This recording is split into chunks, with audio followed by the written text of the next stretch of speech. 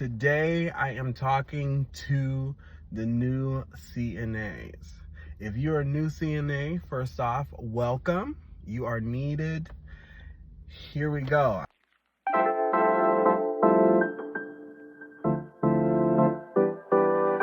Under these lucid dreams, I'm not just a visionary. It's all making sense to me.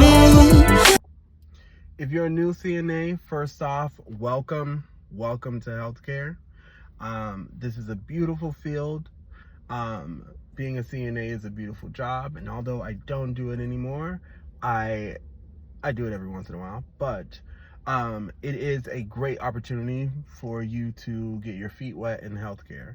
But there can be a lot of things that can cause hiccups, that can be draining, and so I'm here to give you 10 tips, 10 helpful tips that will help you along the way and help you with your journey, and to just give you some real advice that I wish people talked about more. And so we're gonna get into it. And before we do, like, comment, subscribe, and hit that notification bell if you want to see more videos like this and other things that I do. Let's get into it. Number one, be a sponge. Ask tons of questions, absorb information everywhere you go. There's nurses, other CNAs, administration, residents. You can learn something from every situation. So do not be afraid to ask questions, absorb the information, and really get in there. Just be open to learn, okay? Just be a sponge. You're gonna meet so many people that have been doing this for years, and don't be afraid to really get in there and just learn. It can be an amazing, and you can learn things that you're going to take on your journey to. When me becoming a medical assistant, I use literally some tools that I learned while becoming a CNA, and while being a CNA, and it really did help. It really does help. And even in school, studying to get my LPN, it just helps.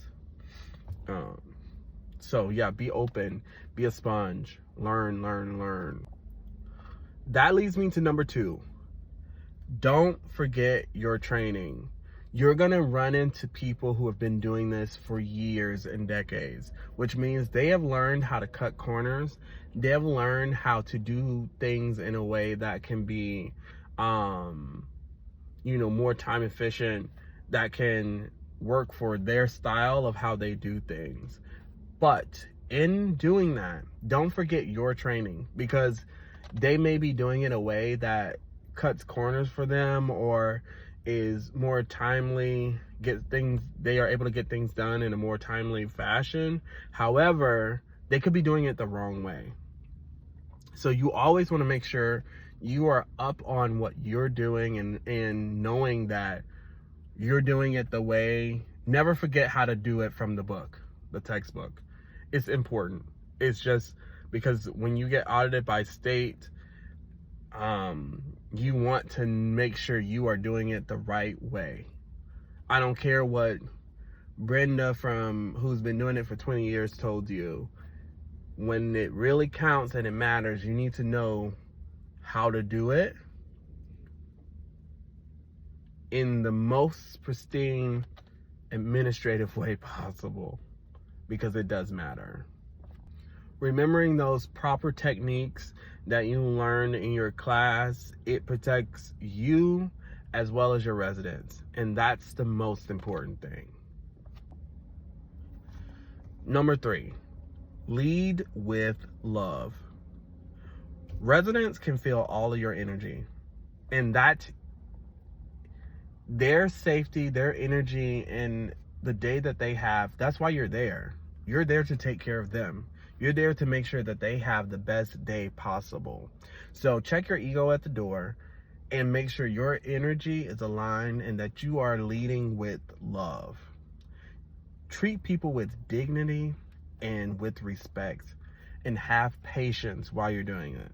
Have patience.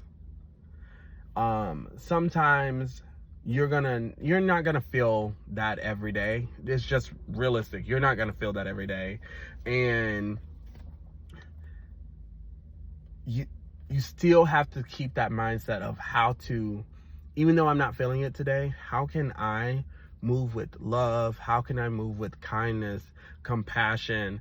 Because the task is important, but how you do the task, how you are when you're talking to these people, that's important too. I don't know about you, but I'm not going to want someone taking care of me that makes me feel like crap every day.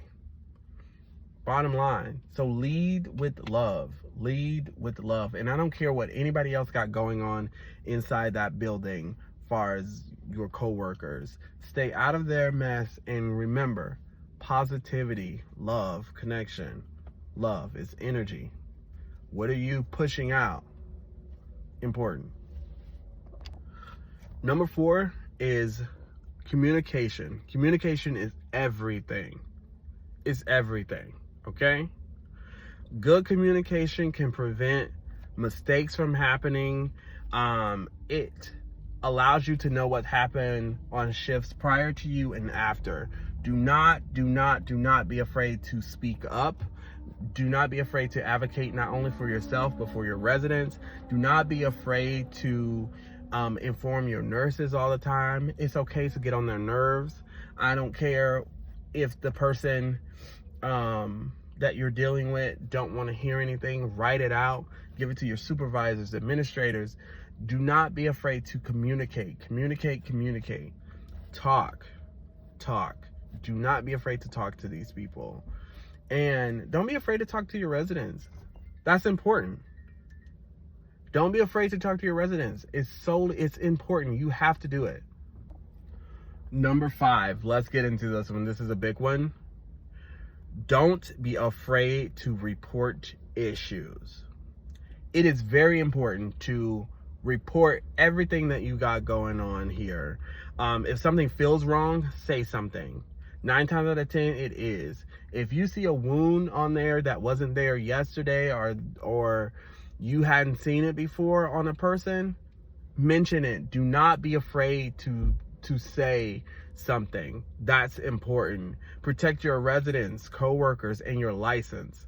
Protect your license. That is important.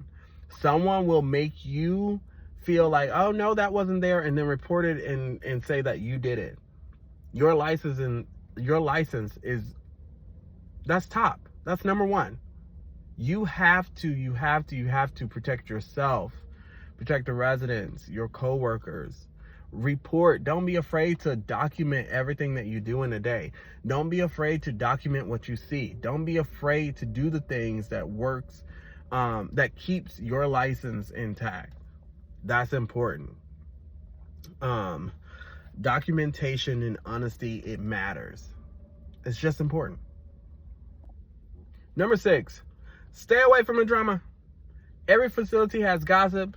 Every facility has drama, has negativity. Stay away from it.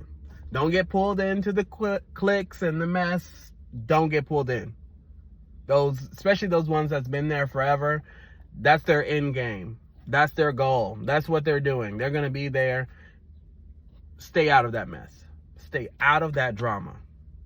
Go to work, do your job, and protect your peace and your license. We're always going to say that. So stay out of the drama, stay out of the mess.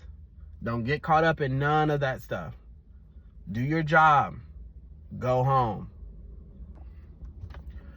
Number 7, protect your body. Do not get in there, especially if you're a guy, do not get in there trying to lift everything, trying to be Mr. Macho, all that. No, protect your body. Same with the women. Protect your body. Use your gait belts. Ask for help when it comes to lifting heavy people or rolling over heavy people. Number 8, take your breaks. Resting is important. If it wasn't important, you wouldn't be required to get it. Take your break. It is super important. I don't care what anybody says. I don't care if they say, I haven't done that in years. I haven't taken a break. That's stupid. Take your break, especially when they're taking it out of your check automatically. Take your break. Number 9, learn time management. Know what to prioritize and what you can get to later.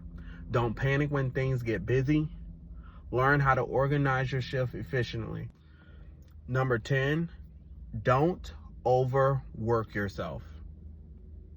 Picking up extra shifts is cute, it's good, it can make you more money, but it can be physically and emotionally draining. And these companies do not care if you overwork yourself and then you're calling off because you're too tired to get there. Rest matters. Rest. It is okay. Rest. You can care deeply without sacrificing yourself, your self-care, and who you are. Okay? Before I leave, being a CNA is not for the weak. It's not easy, but it is rewarding, and the work truly matters. You are going there to care for someone. Imagine if it was your family, your friends, yourself. How would you want to be treated? And lead with that love and that care, and I promise you.